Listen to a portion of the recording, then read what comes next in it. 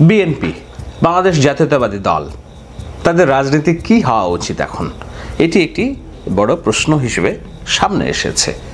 সেই প্রশ্নটাই আমি করব এবং এই বিষয়ে কথা বলবো মাঠ পর্যায় থেকে যেসব অভিযোগ আসছে যে এরই মধ্যে দখল, চাঁদাবাজি এবং হুমকি ধামকিতে বিএনপির কর্মী সমর্থকরা, ছাত্রদল, যুবদল এবং মূল দলের অনেক নেতাকর্মী জড়িয়ে পড়েছেন, সাধারণ মানুষ এরই মধ্যে ভয় পেতে শুরু করেছে।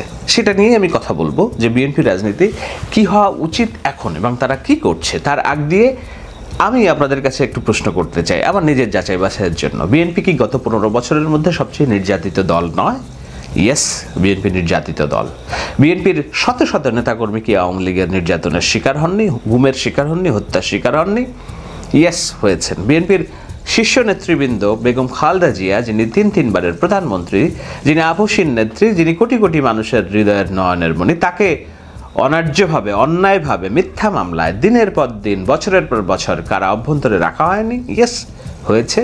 তার ন্যায়সঙ্গত বিদেশে চিকিৎসার যে দাবি সেটি ডিনাই করা হয়েছে, তাকে মানসিকভাবে নির্যাতন করে পঙ্গু করা হয়েছে যেন তিনি মারা যান। ইয়েস, হয়েছে। তারেক রহমান, যিনি বেগম জিয়া এবং জিয়াউর রহমানের পুত্র, তার শারীরিক লাঞ্ছনা করে তাকে দেশ ছাড়াই শুধু করা হয়নি, তার মত প্রকাশের অধিকার, তার বক্তব্য বাংলাদেশের গণমাধ্যমে প্রচার যেন না করা হয় সেজন্য আইন পাশ করা হয়নি। ইয়েস, হয়েছে।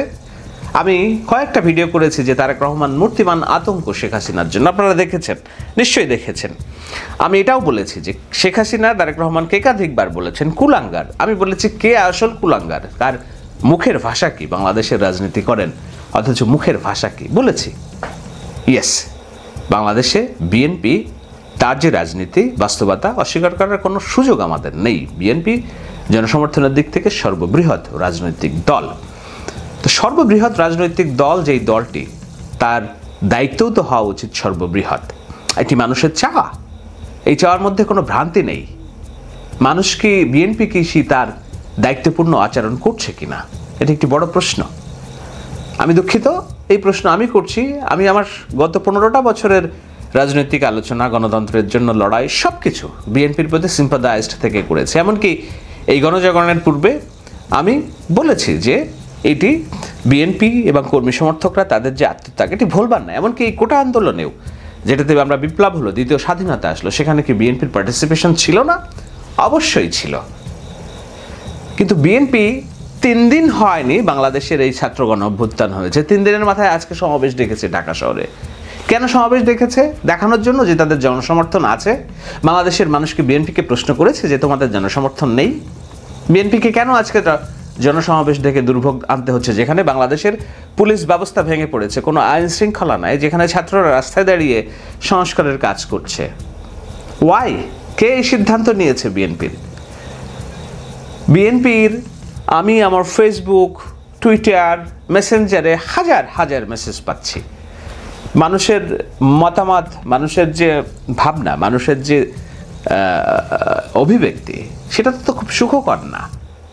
তারা ভাবছে যে যেই, দেখুন, প্রশ্ন আসতে পারে যে বিএনপিকে বাদ দিয়ে কেন আপনি কথা বলছেন না। আমি বিএনপিকে বাদ দিয়ে কথা বলছি না, কিন্তু এরই মধ্যে গ্রামগঞ্জে, মাঠে ঘাটে আওয়ামী লীগের যে চাঁদাবাজি, আওয়ামী লীগের যে অফিস দখল, আওয়ামী লীগের যে জায়গা দখল, হিন্দু সম্পত্তি দখল এবং পোড়ানো এবং নানান রকম হুমকি ধামকি দেওয়ার জন্য যেই আওয়ামী লীগের বিরুদ্ধে বাংলাদেশের ছাত্র জনতা ফুসে উঠেছিল, 15টা বছর একটা ফ্যাসিবাদ হজম করছিল, সেই ফ্যাসিবাদের বিরুদ্ধে মানুষ লুকে দাঁড়িয়েছে। তারা মুক্তি চায় বলেই গুলির ঝুঁকি নিয়ে তারা ঢাকা শহরে এসেছে, শেখ হাসিনার পতন নিশ্চিত করেছে। একবার ভাবুন তো, আমার কথা বলি, যেদিন মার্চ টু ঢাকা ঘোষণা করা হলো, এই দিন সকালে এত কঠিন কারফিউ জারি করলো, আমি ঢাকা শহরের নানান ছবি পাচ্ছিলাম যে প্রত্যেকটা বাড়ির নিচে নিচে যেয়ে আর্মি মাইকিং করছে, নিচে নামা যাবে না, ঘরে থাকুন, গুলি করা হবে।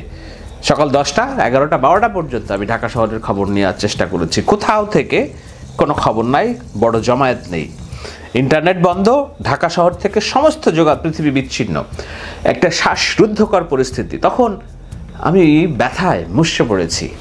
আমি একটা লাইভ দেখলাম, একটা ছেলে যে শহীদ মিনারে 10-15 জন, 50 থেকে 200 জন শিক্ষার্থী একসাথে দাঁড়ানোর চেষ্টা করেছে, সেখানে সাউন্ড গ্রেনেড ছুড়ে ছত্রভঙ্গ করে দিয়েছে। আমি তখন ভাবছি যে আজকে যদি মানুষ ঢাকা শহরে না নেমে আসে, এই কারফিউ যদি উপেক্ষা না করে, তাহলে কি হবে বলুন তো? এই যে ছাত্ররা 158 জন সমন্বয়ক, এই যে লক্ষ মানুষ আর তার আগের দিন যে রাস্তায় নেমেছে, এদের প্রত্যেক জনের রাষ্ট্রদ্রোহিতার মামলা দিয়ে ফাঁসি দেওয়ার মতো ক্যাপাসিটি থাকতো শেখ হাসিনার। এই যে ছেলেরা আজকে দেখছেন সমন্বয়ক, দেশ সংস্কারের কথা বলছে, আপনাকে নতুন আশার বাণী শোনাচ্ছে, প্রত্যেকটা ছেলে ফাঁসির রাষ্ট্রদ্রোহিতার অভিযোগে মামলা হতো তাদেরকে। কেননা সরকার বুঝতো যে ভয়ভীতি দেখিয়ে সব ঠান্ডা করা হয়েছে, কেউ আর রাস্তা থেকে বের হয়নি। শেখ হাসিনা সেটাই চেয়েছিল। দোয়াত সেভেলের সাথে শেখ সজীব জয় যে সাক্ষাৎকার দিয়েছেন, তিনি বলছেন যে আগের দিন রাত্রে সরকার সিদ্ধান্ত নিয়েছে পদত্যাগ করবে। দোয়াত সেভেলের সাংবাদিক জিজ্ঞেস করছে, আপনারা আগের দিন যদি সিদ্ধান্ত নিলেন তবে জানালেন না কেন? বলে, না, আমরা একটু দেখতে চেয়েছি পরিস্থিতি কোথায় যায়। পরে সকালে যখন পরিস্থিতির নিয়ন্ত্রণের বাইরে, তিনি চেয়েছিলেন জাতির উদ্দেশ্যে ভাষণ দিতে, সেটাও সময় পাওয়া যায় নাই, সময় দিয়েছিল অল্প, নাহলে জনগণ গণভবন দখল করবে। দেখুন সমীকরণ মিলান। শেখ হাসিনা দেখতে চেয়েছে সকালবেলা মানুষ গুলিতে ভয় পায় কিনা, সেই গুলি নির্বিচারে চালানো হয়েছে যাত্রাবাড়িতে। আমার চোখের সামনে আমি দেখছি ভিডিওতে শত শত মানুষ নিহত হয়েছে, এক জায়গায় 65 জনের লাশ গোনা আমি দেখছি। এইভাবে যদি এই গুলির মুখে ভয় পেত সাধারণ জনগণ, এই গুলিকে যদি উপেক্ষা না করতে শিখতো, তাহলে কি হতো? আজকের এই বাংলাদেশ পেতাম? পল্টনে আজকে বিএনপির জনসভা হচ্ছে, এটি কি বিএনপি পেত? এই যে পাড়ায় পাড়ায়, মহল্লায় মহল্লায় অফিস দখল, নানান রকম জায়গা দখলের হুমকি, প্রতিপক্ষের রাজনীতিবিদকে হুমকি, এগুলিকে দেওয়ার সাহস পেত কিনা বিএনপি? সুযোগ থাকতো কিনা? এতটুকু তো মানুষের চাওয়া যে বাংলাদেশের সবচেয়ে বড় রাজনৈতিক দল হিসেবে বিএনপি এতটুকু বুঝুক। আজকে যখন দেশে আইন শৃঙ্খলা নেই, পুলিশ বাহিনীতে বিদ্রোহ, এখনও সরকার গঠন হয়নি, বিএনপির কি উচিত ছিল? উচিত ছিল যে তাদের নেতৃবৃন্দ থেকে স্পষ্ট একটা হেল্প ডেস্ক তৈরি করা, যে পাড়ায় মহল্লায় কিংবা ভিন্ন জায়গায় কোনো বিএনপি কর্মী সমর্থক দ্বারা যদি কেউ নির্যাতনের শিকার হন, তাহলে একটা হটলাইন তৈরি করা, যে এই লাইনে ব্যবস্থা নেন, আমরা শীর্ষ নেতৃবৃন্দ ব্যবস্থা নেব। ইয়েস, এখানে অরাজকতা, এখানে কোনো সিস্টেম নাই, কিন্তু সবাই বিএনপির মতো একটা বড় দল এইটুকু কেন করবে না? কেন জনমানুষের মধ্যে 3 দিনের মধ্যে ভীতি ছড়িয়ে দিবে যে না, ভাবখানা এমন যে শেখ হাসিনার পতন হয়েছে মানে বিএনপি 3 দিন পরে ক্ষমতায় আসবে? এতই কি সহজ বিএনপি 3 দিন পরে ক্ষমতায় আসবে? এখন আমরা শুনছি যে বিএনপি আজ সমাবেশ করছে এই ঘোষণা দেওয়ার জন্য, তারা প্রলম্বিত এই যে তত্ত্বাবধায়ক সরকার কিংবা এই ডক্টর ইউনূসের সরকার মানবে না। বিএনপি কি চায়? 3 মাসের মধ্যে একটা নির্বাচন হয়ে এই প্রচলিত ব্যবস্থায় তারা আবার ক্ষমতায় আসতে চায়। আজকে আমি একটা খবর দেখলাম, গিয়াসউদ্দিন আল মামুন মুক্ত হয়েছেন। গিয়াসউদ্দিন আল মামুন মজলুম হতে পারে, তার বিরুদ্ধে কোনো অভিযোগ নেই, হতে পারে, কিন্তু তাকে কেন প্রথম দিনেই মুক্ত হতে হবে?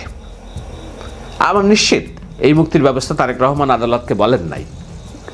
এইটি হলো শেখ হাসিনার ক্যাঙ্গারু আদালত। এই ক্যাঙ্গারু আদালত কোনো আইন বই দেখে কোনো কিছুর রায় দেয় না, এরা রায় দেয় বাতাস দেখে। আজকে দেখছে বাতাস, শেখ হাসিনা নেই, সে রায় দিয়েছে গিয়াসউদ্দিন আল মামুন মুক্ত।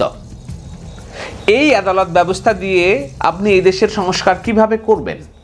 এই ক্যাঙ্গারু আদালত ব্যবস্থাকে টিকিয়ে রেখে আপনি কিভাবে এই দেশের গণমানুষের ভাগ্য অধিকার নিশ্চিত করবেন, তা বৈষম্য দূর করবেন? আজকে যারা ক্ষমতায় যাবে এই আদালত ব্যবস্থা তাদের পদলেহন করবে, 100% নিশ্চিত আপনারা লিখে রাখেন। এই আদালত ব্যবস্থার বিলুপ্তি করে নতুন আদালত ব্যবস্থা গঠন ছাড়া আপনি 3 মাসের মধ্যে নির্বাচন দিলে বিএনপি ক্ষমতায় আসবে, এবং সেই বিএনপি একই রকম কাজটা করবে যেটা আওয়ামী লীগ করেছে গত 15টা বছর ধরে।